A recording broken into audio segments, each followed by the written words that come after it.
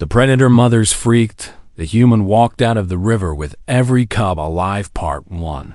The flood. The sky over Velrath Prime was a deep shade of purple when the first rumble came from the mountains. Una stopped walking and looked up. She had been on this alien world for 3 months now, working as the human ambassador to the Velrathi people.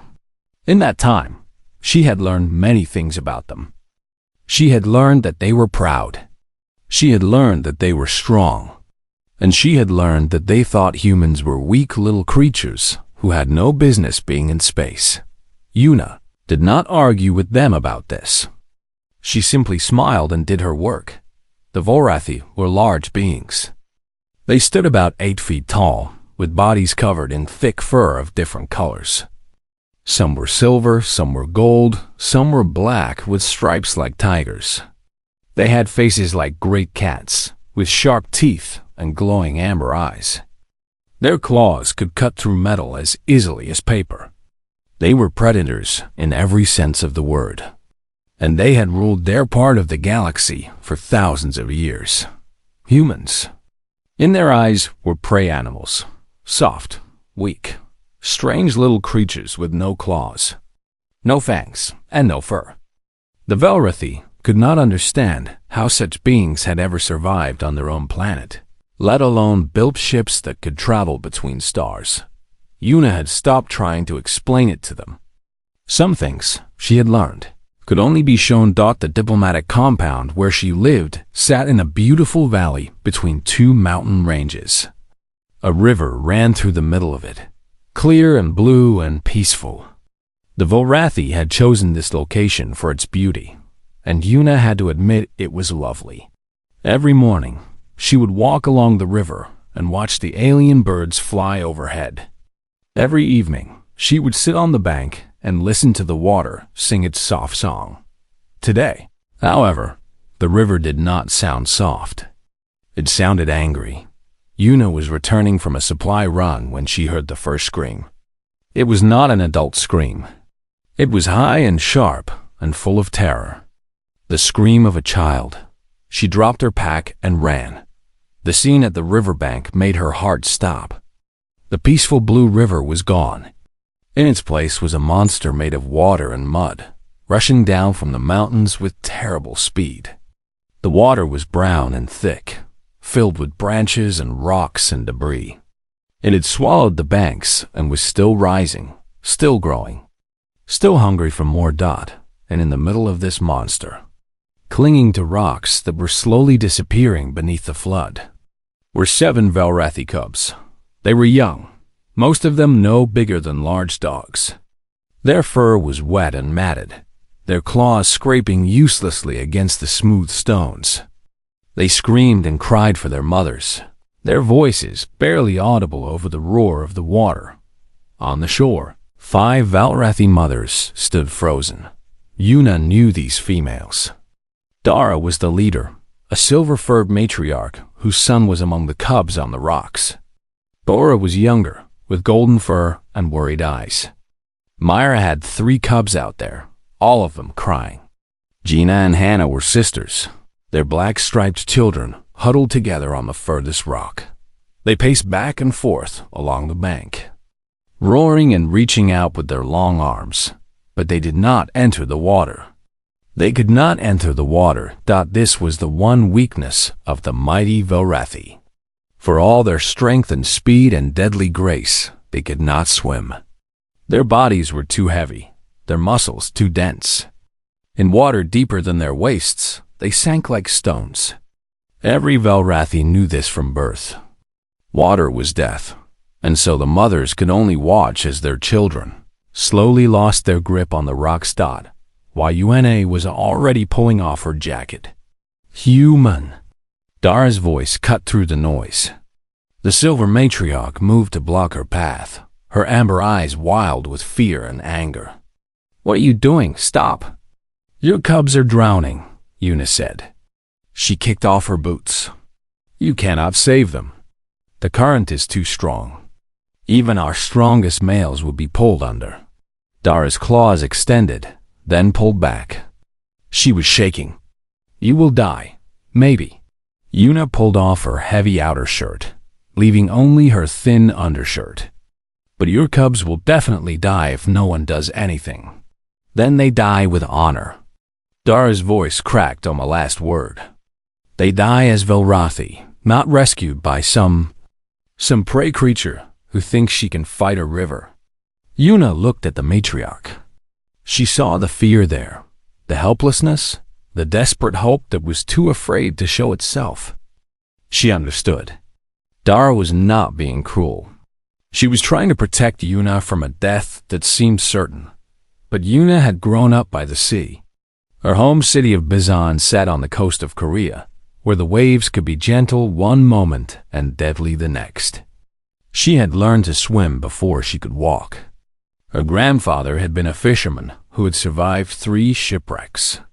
Her mother had been a lifeguard who had saved more than 50 people in her career. Water was in Yuna's blood. I am not prey, she said quietly. I am human, and humans do not leave children to die. She stepped around Dara and dove into the flood. The cold hit her like a fist. The current grabbed her immediately, trying to drag her downstream and under. Debris struck her legs and sides, and she felt something sharp cut her arm. But Yuna had swum in worse. She had trained in storms. She had pulled her own brother from a riptide when she was only 12 years old. She knew how to talk to the water. And right now, she was telling it that she was not afraid. She cut across the current at an angle, using its force instead of fighting against it. The first rock was 20 meters away, and 3 cubs huddled on top of it. They saw her coming and hissed, their instincts telling them that this small, furless creature was not to be trusted. But their instincts were wrong. Yuna reached the rock and grabbed hold of it, pulling herself up just enough to meet their eyes. I know you are scared, she said, keeping her voice calm and steady. I know I smell like prey, but right now I am the only one who can help you. So you can be scared of me, or you can let me save your lives. The cubs looked at each other. Then the oldest one, a male with silver markings like his mother Dara, nodded slowly. What do we do? He asked. Yuna smiled. Hold on to me. And do not let go. On the shore, the mothers watched in silence as the tiny human began her impossible task. The predator mothers freaked. The human walked out of the river with every cub alive part too. The dive. The 3 cubs on the first rock were shaking badly. Yuna could see it in the way their small bodies trembled, in the way their claws dug into the stone so hard that pieces were breaking off. They were young, maybe the same age as human children, 5 or 6 years. Old enough to understand danger, young enough to be terrified by it. The oldest of the 3 was Dara's son. Yuna had seen him before at the compound, always walking tall beside his mother, always trying to act brave and strong. His name was Dao, and right now he was holding his 2 younger companions close, trying to protect them even though he was just as scared. Listen to me, Yuna said, keeping her grip on the rock while the water pushed against her back. I am going to carry you to the shore, but I can only take a few of you at a time. Dao, I need you to help me. The young male looked at her with wide amber eyes. How can I help? I cannot swim. You do not need to swim. You need to hold on. Yuna reached out and grabbed the smallest cub, a female with spotted fur, who could not have been more than 3 years old. The little one whimpered, but did not fight as Yuna tucked her against her chest. I am going to carry her like this, and you are going to climb onto my back and hold tight. Can you do that? Dao looked at the water. The fear in his eyes was so strong that Yuna could almost feel it herself. For a Velrathi, entering water was like jumping into fire. Everything in his body was screaming at him to stay on the rock, but his mother was watching from the shore. And Dao was his mother's son. I can do it, he said. Yuna nodded. Good. When you climb on, put your arms around my neck, but do not squeeze too tight. I need to breathe. And keep your claws in. I know you are scared, but if you cut me too badly, I will not be able to swim." She did not mention that his claws had already drawn blood when he climbed onto her back. She did not mention that the spotted cub's tiny claws were digging into her chest like needles.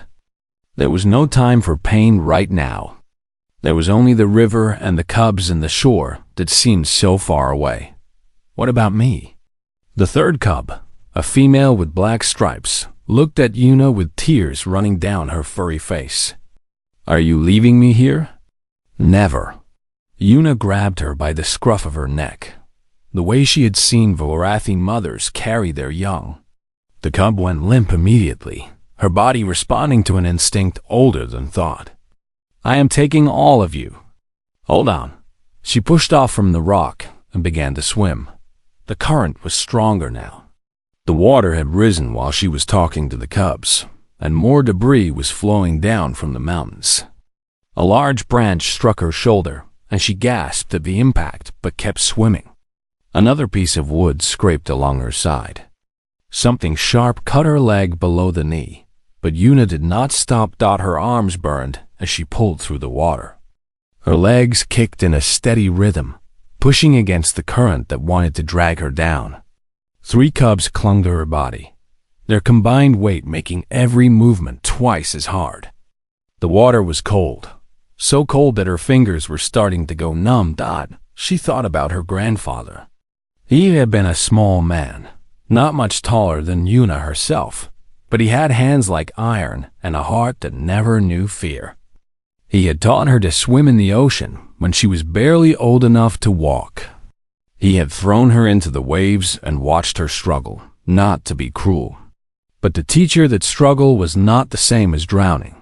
"The sea will try to take you," he had told her once, his old voice rough from years of salt and wind. "But you are stronger than the sea. You are human. Humans do not give up." Yuna did not give up. She reached the shore and pushed herself up onto the bank. Her arms were shaking so badly that she almost fell, but she managed to set down the 3 cubs before their mothers rushed forward to grab them. Dara took her son and held him so tightly that the young male let out a small sound of protest. But he did not pull away. He just buried his face in his mother's fur and cried. Bora grabbed the spotted cub, and Hana took the black-striped female. They made sounds that Yuna had never heard before, low rumbling noises that seemed to come from deep in their chests. She realized after a moment that they were purring, crying and purring at the same time. 4 more, Yuna said, turning back to the river. There are 4 more out there. You cannot go back in. Dar's voice was strange, thick with emotions that Yuna could not read. You are bleeding. You are cold. You will die. Yuna looked at her. Then she looked at the river, where 4 small shapes still clung to rocks in the middle of the flood. The water was rising faster now. One of the cubs, the smallest of all, had already slipped from her rock and was holding onto a branch that would not last much longer. Then I will die saving them, Yuna said. But I will not die doing nothing. She dove back into the water before anyone could stop her. The cold was worse this time. Her body had not had time to recover, and the heat was leaving her faster than before. She could feel her muscles starting to cramp, her movements becoming slower and less controlled. The current pushed her sideways, and she had to fight to stay on course. The second rock was further out than the first. 2 cubs waited there, a brother and sister with matching gold fur. They belonged to Myra, and they were crying so hard that they could barely see. It is okay, Yuna said as she reached them. I am here. I am going to take you home. The water is too cold, the male cub sobbed. I cannot feel my paws anymore. I know. But you do not need your paws right now. You just need to hold on to me. Yuna grabbed both cubs and pulled them close. They were heavier than the first 3, and she felt herself sink lower in the water. Can you do that? Can you hold on? The cubs nodded. Yuna began to swim again. her grandfather's voice echoed in her head. The sea will try to take you. But you are stronger than the sea. She was not sure if she was stronger than this river. But she was going to try. On the shore, the Vorathi mothers watched a small human fight against the flood. None of them spoke. None of them moved. They simply watched, their amber eyes wide with something that none of them had ever felt before. It was something very close to awe. The predator mothers freaked. The human walked out of the river with every cub alive. Part 3. The middle of the storm, Una reached the shore with the 2 gold-furred cubs and placed them gently on the ground. Her whole body was shaking now, and not just from the cold. Her muscles were screaming at her, begging her to stop, to rest, to let someone else take over. But there was no one else. There was only her. Mira grabbed her children and pulled them close, making that strange purring sound that Vorathi made when they were overwhelmed with emotion. She looked at Una with eyes that were wet with tears, and for a moment, she seemed like she wanted to say something. But no words came out. She just held her cubs and cried. Una did not wait for thanks. She turned back to the river. 2 cubs remained on the rocks. The smallest one, a tiny female with white fur spotted with gray, had fallen from her rock and was now clinging to a branch that stuck out of the water. Her head was barely above the surface, and her movements were getting weaker with every passing second. The other cub, Gina's daughter, was still on a rock further out, but the rock was crumbling under the force of the water. Human, stop! Dara's voice was sharp with command. You cannot go back in. Look at yourself. Una looked down at her body. Her arms were covered in cuts from the debris. Her legs were bleeding from where something sharp had struck her. Her lips were turning blue, and she could no longer feel her fingers or toes. She looked like someone who should be lying in a hospital bed, not jumping into a flooded river. But when she looked at the 2 cubs in the water, she did not see her own pain. She saw 2 children who were going to die if she did not help them. I have to, she said simply. There is no one else. She dove in for the 3rd time. The cold was like a knife now. It cut into her skin and reached deep into her bones. Her lungs felt tight, and every breath was a struggle. The current seemed stronger than before, or maybe she was just weaker. She could not tell anymore. The smallest cub was losing her grip on the branch. Una could see her tiny paws slipping, her claws finding no hold on the wet wood. She swam as fast as she could, pushing her body beyond what it should be able to do. She reached the cub. Just as she fell, Una's hand shot out and grabbed the little one by her tail. It was not a gentle grip, and in normal times, it would have been considered rude and painful. But this was not normal times. This was life and death. She pulled the cub up and held her close. The tiny female was not moving, and for one terrible moment, Una thought she was dead. But then she felt a small heartbeat against her chest, fast and weak, but still there. Stay with me, Una whispered. Do not give up. We are almost done. She swam toward the last rock where Gina's daughter waited. The young female was older than the others, maybe 7 or 8 in human years. She had black fur with silver stripes, and her amber eyes were fixed on Una with an expression of pure terror. But there was something else in those eyes too, something that looked like hope. You came back, she said, her voice shaking. I thought you would not come back. I will always come back, Una said. She reached the rock and held out her free arm. Come, we need to go now. The water is still rising. The cub hesitated. She looked at the water, then at Una, then at the tiny cub in Una's arms, who was barely breathing. She looks bad, the older cub said. Is she going to die? Not if I can help it. Una's voice was firm despite her exhaustion. But I need you to help me. Can you climb onto my back and hold on tight? I need my arms to swim and to hold her. The cub nodded. She moved carefully, trying not to dig her claws in too deep. But Yuna still felt the sharp pain as the young one climbed onto her back. Fresh blood ran down her shoulders, mixing with the river water. "I am sorry," the cub said. "I cannot control my claws when I am scared. It is okay." Yuna gritted her teeth against the pain. "Just hold on. Do not let go no matter what happens." She pushed off from the rock and began the long swim back to shore.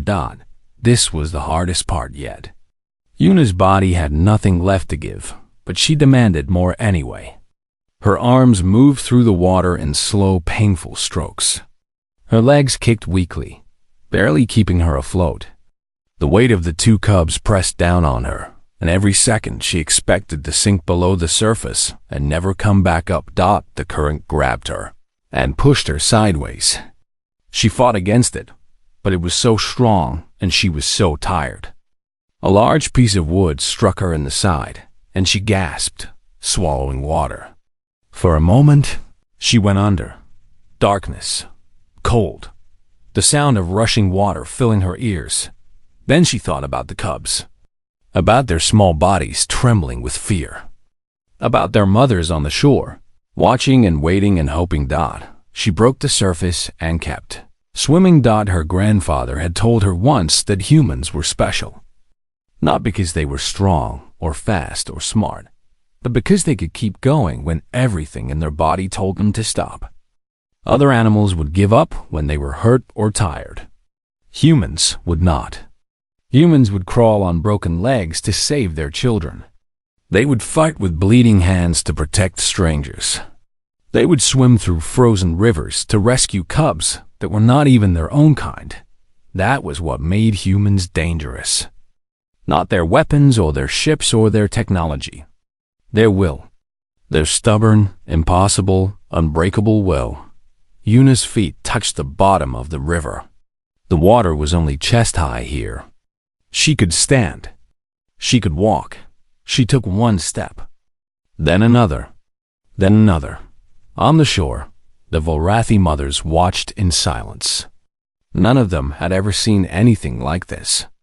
The small human was covered in blood and shaking with cold. She could barely lift her feet. But she kept walking, kept moving, kept fighting against the water that tried to pull her back. Dara felt something change inside her chest. It was a feeling she had never experienced before, at least not for a non-Volrathi. It was respect. True, deep, burning respect. The human was not prey. The human was something else entirely. The predator mothers freaked. The human walked out of the river with every cub alive. Part 4. The walk to shore was only 30 steps away. But to Yuna, it might as well have been 30 miles. The water pushed against her chest, trying to knock her down. The cold had gone past painful and into something numb and distant, like her body belonged to someone else. She could not feel her hands anymore, which was probably good, because the cuts on them would have hurt terribly. She could not feel her feet either, which was bad because she kept stumbling on rocks. She could not see, but she kept walking. The tiny cub in her arms had stopped shivering. Yuna knew this was dangerous. When a body stopped shivering, it meant the body was giving up. It meant the cold was winning. She pulled the little one closer, pressing her against her chest where her heart still beat, sharing whatever warmth she had left. "Stay with me," she whispered. Her voice was rough and weak. "We are almost there. Just a little more." On her back, Gina's daughter was silent. Her claws were buried deep in Yuna's shoulders, and Yuna could feel the blood running down her back. But she did not complain. She did not even notice, really. Pain was just a signal, and right now she had more important things to focus on. One step. Another step. Another. The mothers on the shore had stopped pacing. They stood perfectly still, their amber eyes fixed on the human who was slowly, impossibly, making her way toward them. Dara was at the front, her silver fur wet from the rain that had started to fall. Her claws were fully extended, not in threat but in tension, like she wanted to reach out and pull Yuna to safety, but knew she could not enter the water. Come on, Dara said quietly. It was not a command. It was a prayer. Come on, human. You can do it. Yuna heard her. Or maybe she just imagined she heard her. It did not matter. She took another step. Her knee buckled. The water rushed around her, trying to pull her down, and for one terrible moment, she thought she was going to fall. She thought about the tiny cub in her arms and the older cub on her back. If she fell, they would all go under. If she fell, all of her work would be for nothing. She did not fall. Something deep inside her, something that was older than thought or reason, refused to let her fall. It was the same thing that had made her ancestors chase animals across, burning plains for hours until the animals collapsed from exhaustion. It was the same thing that had made them sail across oceans in tiny boats, not knowing if they would ever see land again. It was the stubbornness that all humans carried in their bones, the voice that said, "Not yet. Not here. Not like this."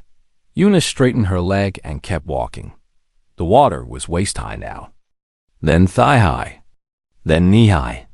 The ground beneath her feet became more solid, and she could see the bank rising up in front of her. So close, so impossibly close. She took another step, and her foot slipped on a wet rock. This time she did fall, dropping to one knee in the shallow water. But she kept the tiny cub above the surface. She kept Gina's daughter safe on her back. Even falling, she protected them. Human! Dara rushed to the edge of the water, reaching out as far as she could without going in. Give me your hand.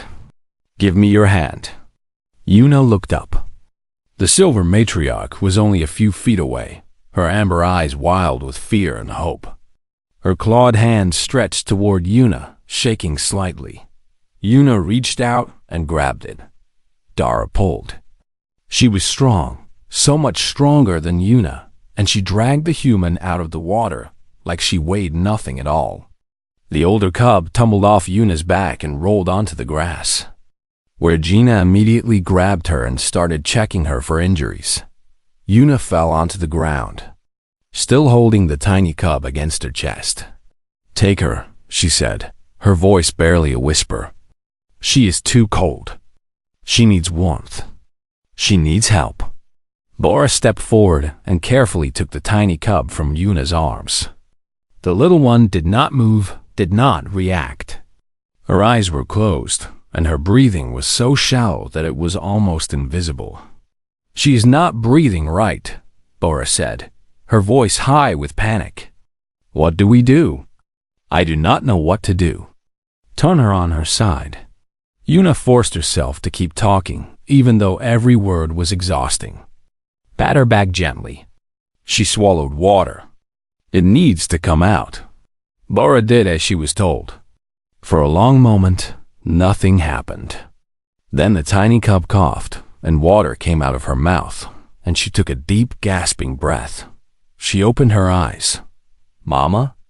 She said weakly, looking around in confusion. Then she saw Bora leaning over her and started to cry. Mama, I was so scared. I thought I was going to die. You are safe now, Bora said, pulling her close. Tears were running down her furry face. You are safe because of the human. The human saved you. The tiny cub looked at Yuna, who was lying on the grass a few feet away, too exhausted to move.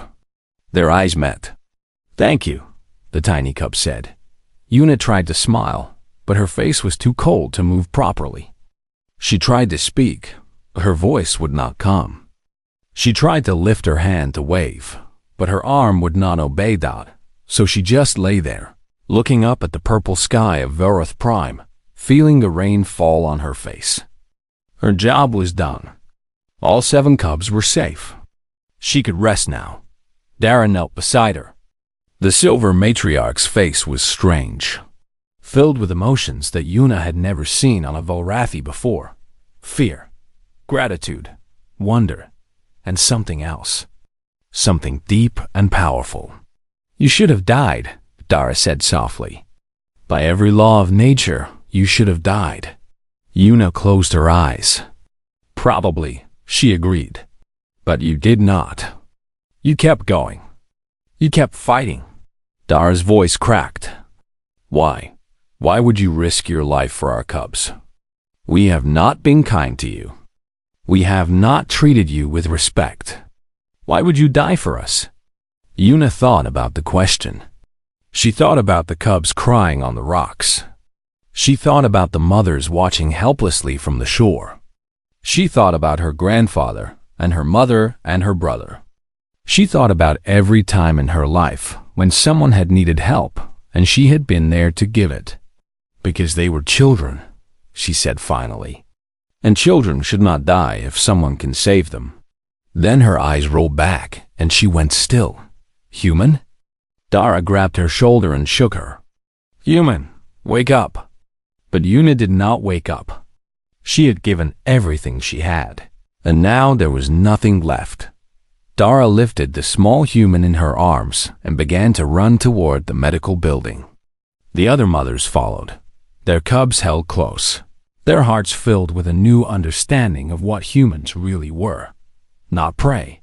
Something far more dangerous than prey. The predator mothers freaked. The human walked out of the river with every cub alive. Part 5. The aftermath. Yuna opened her eyes to warmth. For a moment, she did not know where she was. The ceiling above her was made of dark metal, carved with patterns that looked like flowing water and leaping animals. The air smelled like copper and something sweet, something she could not name. She was lying on something soft, and there were heated blankets wrapped around her entire body. She tried to move and immediately regretted it. Every muscle in her body screamed in protest. Her arms felt like they were made of lead. Her legs refused to obey her commands. Even breathing hurt. You are awake. Yuna turned her head slowly and found Dara sitting beside her bed. The silver matriarch looked different than usual. Her fur was messy and unbrushed, and there were dark circles under her amber eyes like she had not slept in days. She was holding a cup of something warm, steam rising from it in gentle curls. How long? Yuna's voice came out as a rough whisper. 3 days. Dara set down the cup and leaned forward. Your body temperature dropped too low.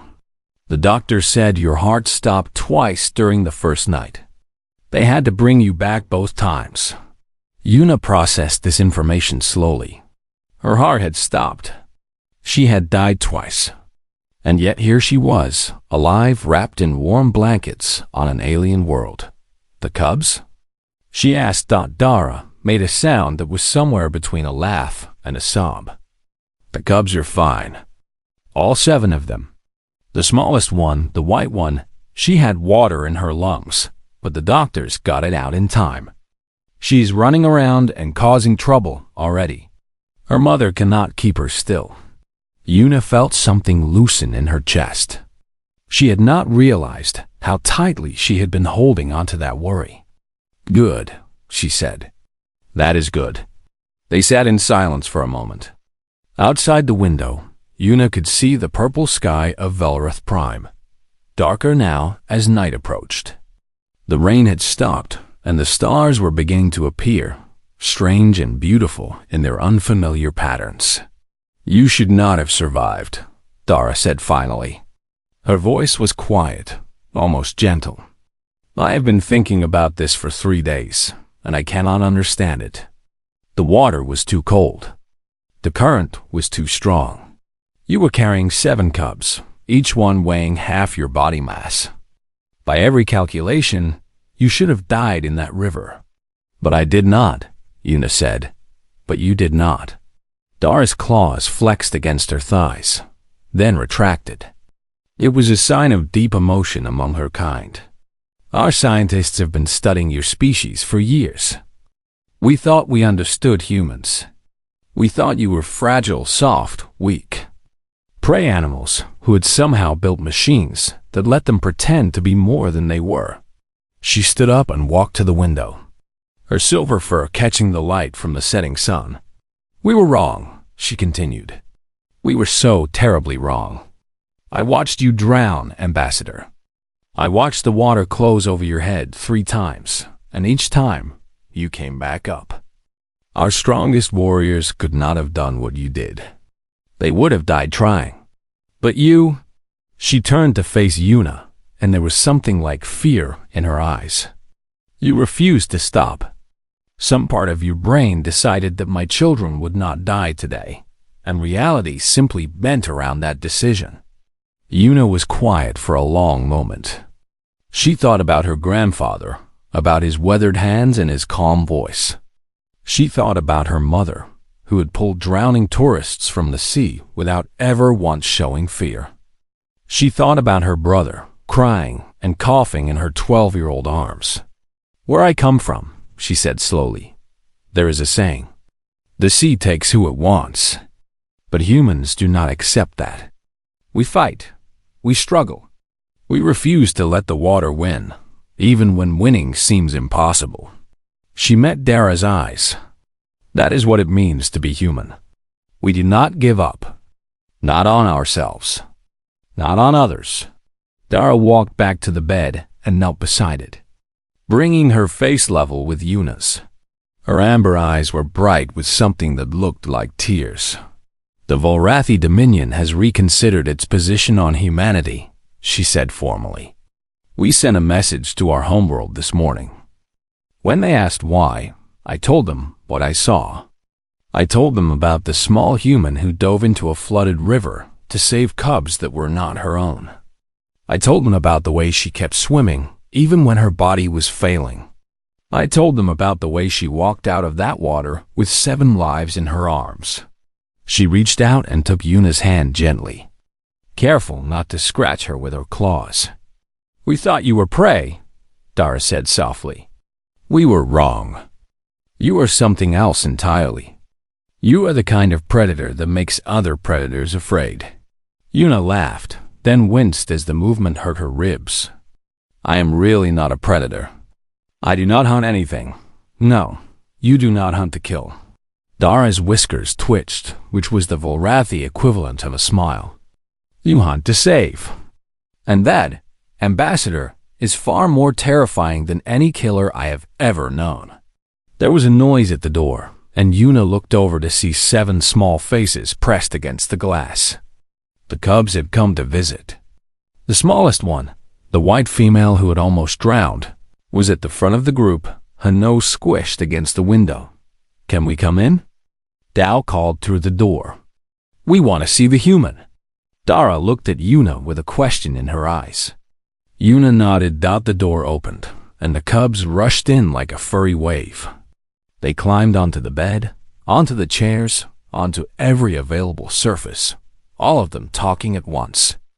They wanted to tell Yuna about what had happened after she passed out. They wanted to show her the drawings they had made of her swimming through the flood. They wanted to ask her questions about humans and Earth, and swimming and everything else they could think of. The smallest cub climbed onto the bed and curled up against Yuna's side, purring softly. "Thank you for saving me," she said, her small voice barely above a whisper. "You are the bravest person I have ever met." Yuna looked down at the tiny predator cuddled against her, at the 6 other cubs filling the room with noise and energy and life. She thought about how close she had come to losing all of them. She thought about the moment she had decided to dive into that river, knowing she might not come back. She would do it again, without hesitation, without regret, because that was what it meant to be human. You did not leave children to die when you could save them. Not your own children. Not anyone's children. You gave everything you had, even if it killed you. And sometimes, if you were lucky, you got to see those children grow up. "You are welcome," Yuna said, resting her hand gently on the cub's head. "You are very welcome." Outside the window, the stars of Velroth Prime shone bright against the purple sky. Somewhere out there, a message was traveling through space, carrying news of what had happened, carrying news of what humans really were. The galaxy was about to learn that humans were not prey. They were something far more dangerous. They were the ones who never gave up.